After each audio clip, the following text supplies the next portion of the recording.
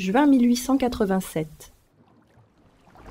Le peintre français Paul Gauguin accoste en Martinique accompagné d'un autre peintre français, son ami Charles Laval. Ils reviennent d'un éprouvant séjour au Panama où ils ont participé au percement du canal. Gauguin avait découvert la Martinique lorsqu'il était marin et voulait revenir s'y installer.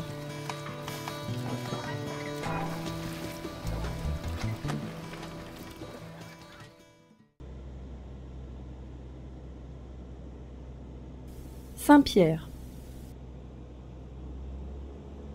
Capitale de la Martinique jusqu'à sa destruction en 1902, lors de la violente éruption de la montagne Pelée, c'est aujourd'hui une sous-préfecture.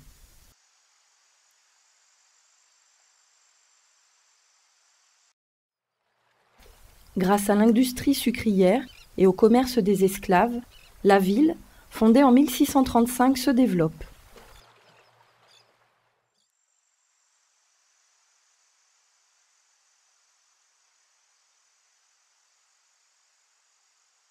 Son port attire alors des navires marchands du monde entier.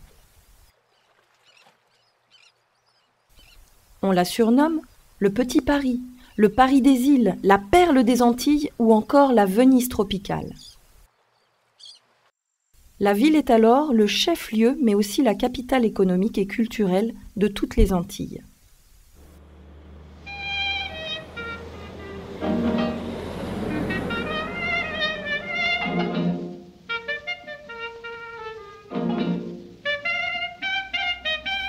En 1900, Saint-Pierre, cas unique dans la région, possède un réseau d'éclairage urbain électrique, un tramway hippomobile, un théâtre de 800 places, une chambre de commerce, l'un des premiers asiles soignant les aliénés, un jardin botanique et un port particulièrement actif.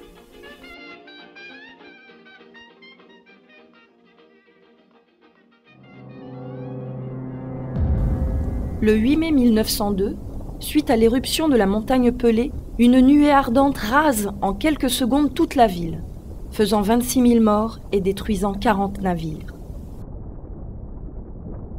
Un prisonnier, Siparis, protégé par les murs épais de sa cellule, peut survivre à la catastrophe. Le cordonnier Léon Compère-Léandre aurait également survécu, protégé lui aussi par des murs épais.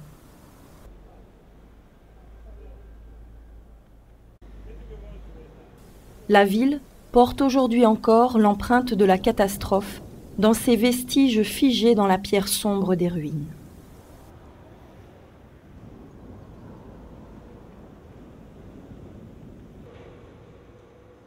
Le musée vulcanologique témoigne lui aussi de ce passé.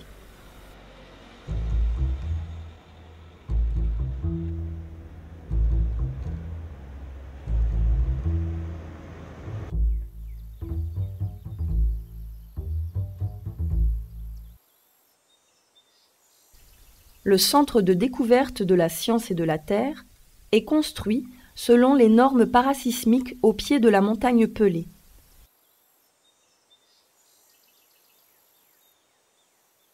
C'est un site dédié à la science et à la mémoire des disparus du 8 mai 1902.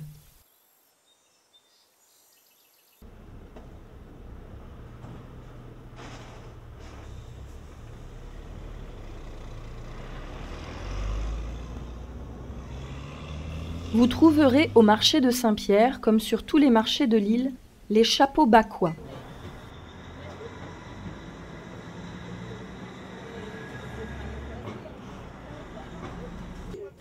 Les modèles sont variés et le plus spécifique à la Martinique, par sa forme pointue et allongée, est sans aucun doute celui des pêcheurs.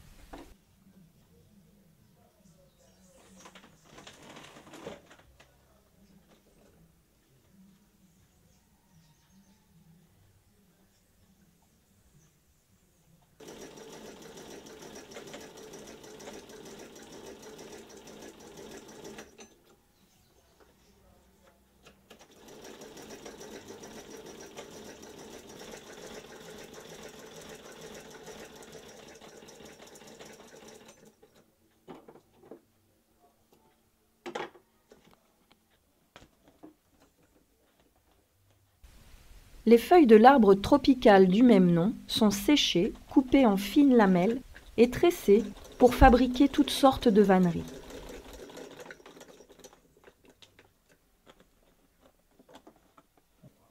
Je vais ajouter une petite feuille.